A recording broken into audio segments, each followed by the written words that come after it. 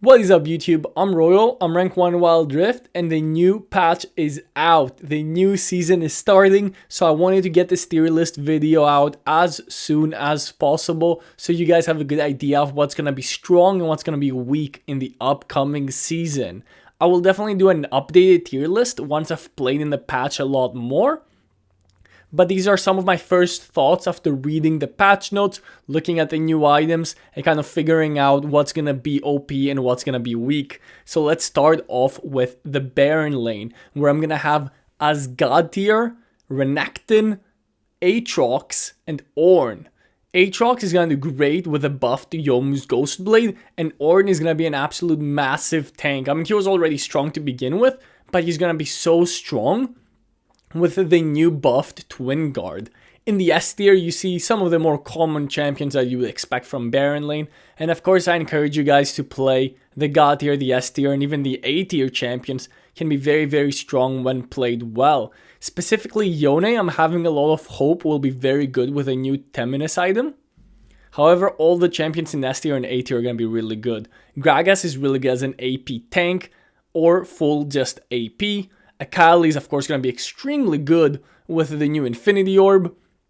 Her damage is going to be out of this world insane. Moving on to the jungle, where we have Kindred, Talon, Lee Sin, and Gragas as my God tier champions. That's right, 4 champions. So even though Lee Sin got nerfed pretty hard a couple patches ago, he's still insanely strong. Talon actually got nerfed this patch, and his clear is slightly weaker. However, he's still gonna have the fastest clear in the game, and he's still gonna be able to dominate games and snowball and take over. Kindred, the newest champion, even though he did get hotfixed nerf, Kindred's kit is just way too strong right now. She's able to 1v1 anyone in the early game, kite infinitely with her first ability, and as long as she's this strong in the early game, it's very easy for her to grab many marks and become a massive threat in the late game. Gragas, again, full AP Gragas is absolutely insane, and he's gonna be so insane with the buff to death cap, since Gragas has high AP scalings. So once you complete your death cap, the damage on Gragas is absolutely insane.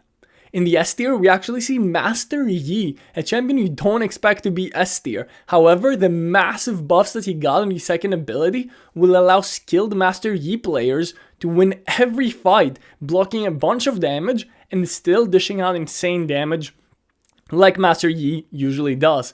And the new item is gonna help him even more with that. Again, in the S and God tier are the best of the best champions. Gwen, Hecarim, Xin Zhao is a really good one that I highly recommend, especially to newer players. Of course, the A tier champions are very strong. I'd recommend staying away from the B tier champions, C tier and D tier. However, those are still, B tier champions are still playable. They're still okay, right? You can definitely still win games with them. Moving on to the mid lane, here's where I actually have doubts. I do think that Zoe and Jace are going to continue being the dominant mid lane champions, especially Zoe, as I think she's going to benefit a lot from the new Horizon Focus item. But I guess we're going to see how it pans out. Horizon Focus, for you that don't know, got a small rework. The passive on it is changed. Of course, Akali is going to be there. The Yone and Yasuo are both going to be really insane, not just because they have the option of going tanky with Teminus, they also have the buffed Infinity Edge that they might be able to utilize. Gragas, Syndra, Kassadin, Ziggs, Vex, of course these are the top tier AP champions, and they're going to be very happy with the new death cap. Veigar is actually making his way into the S tier because I strongly believe that the new death cap is going to help him out so much since he gets so much AP already from his passive. So multiplying that by times 55%, right? He's gonna be very strong. Again, the A tier champions are still okay to play.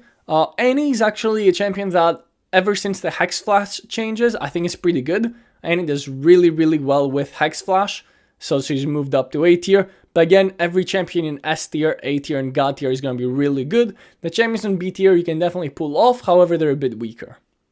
Let's move on to the ADCs, where we're going to have a new God tier champion, and that's Xayah. You guys know that I've had Ezreal and Varus as my God tiers forever now. Every single tier list I make, these champions are God tier, and that's because they haven't gotten nerfed, and their kits are just way too strong.